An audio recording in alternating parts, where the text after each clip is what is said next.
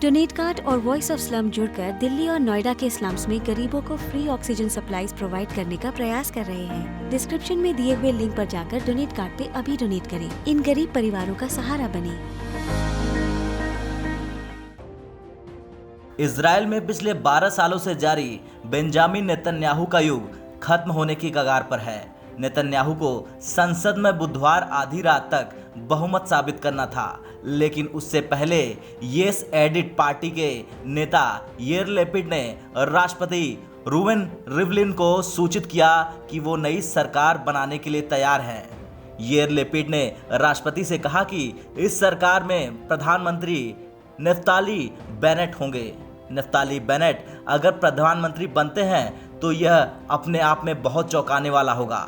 Israel की 120 सदस्यों वाली संसद में बेनेट के महज 7 सांसद हैं। इजरायली संसद में सबसे बड़ी पार्टी नेतन्याहू की लिकुड पार्टी है। लिकुड पार्टी के 30 सांसद हैं और दूसरे नंबर पर येर लेपिड की येस एडिट पार्टी है। येस एडिट के 17 सांसद हैं। सरकार बनाने के लिए 61 सांसदों का समर्थन चाहिए, लेकिन किसी भी पार्टी के पास इतने सांसद नहीं हैं। ऐसा तब होता है जब पिछले साल स्पष्ट बहुमत के लिए 3 बार चुनाव हो चुके हैं। दरअसल बेनेट के समर्थन पर ही नेतन्याहू की सरकार टिकी थी। वे किंग मेकर की भूमिका में हैं, लेकिन अब किंग की कुर्सी के करीब पहुंच चुके हैं। बेनेट नेतन्याहू से भी ज्यादा यहूदी राष्ट्रवाद के समर्थक हैं। वे कहते हैं कि इजराइल एक यहूदी राष्ट्र है। इसका मतलब ये हुआ कि इजराइल में अरब मूल के लोगों को वो दोयम दर्जे का नागरिक मानते हैं। बेनेट पूर्वी यरूशलेम और वेस्ट बैंक में यहूदी बस्तियां बसाने का समर्थन करते हैं। इसके साथ ही फिलिस्तीन आतंकियों को जेल में नहीं बल्कि मौत की सजा देने की हिमायती हैं। फिलिस्तीनियों को लेकर बेनेट काफी आक्रामक रहे हैं। 2013 में उन्होंने कहा था आतंकवादियों को मार देना चाहिए, न कि उन्हें रिहा करना चाहिए। बेनेट कहते हैं कि यहाँ कोई फिलिस्तीनी स्टेट नहीं था, जबकि यहूदी स्टेट पहले से ही था।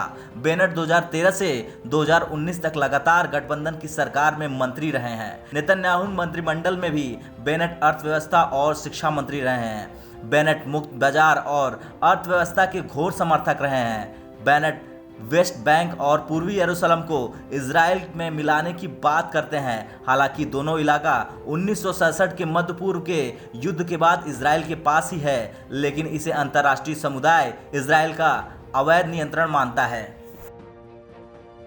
बेनेट के हाथ में इजराइल की सत्ता आने के बाद मध्य पूर्व में इस्लामिक देशों से तनातनी और बढ़ सकती है। पिछले महीने 11 दिनों तक इजराइल हमास के बीच हिंसक झड़प हुआ तो इसमें इस्लामिक देशों की गोलाबंदी हमास के साथ दिखी। तुर्की और पाकिस्तान इजराइल के खिलाफ सबसे ज़्यादा बोल रहे थे। तुर्की पाकिस्तान के साथ सऊदी अरब समेत कई इस्लामिक देश और दुनिया के बाकी देश भी चाहते हैं कि फिलिस्तीन एक स्वतंत्र मुल्क बने जिसकी राजधानी पूर्वी यरूशलेम हो। लेकिन बेनेट इजराइल से लगे फिलिस्तीन को अलग देश बनाने की मांग को खारिज करते हैं। ऐसे में अरब देशों के साथ भी तनाव बढ़ना लाजमी है। ब्यूरो रिपोर्ट, भारत तक।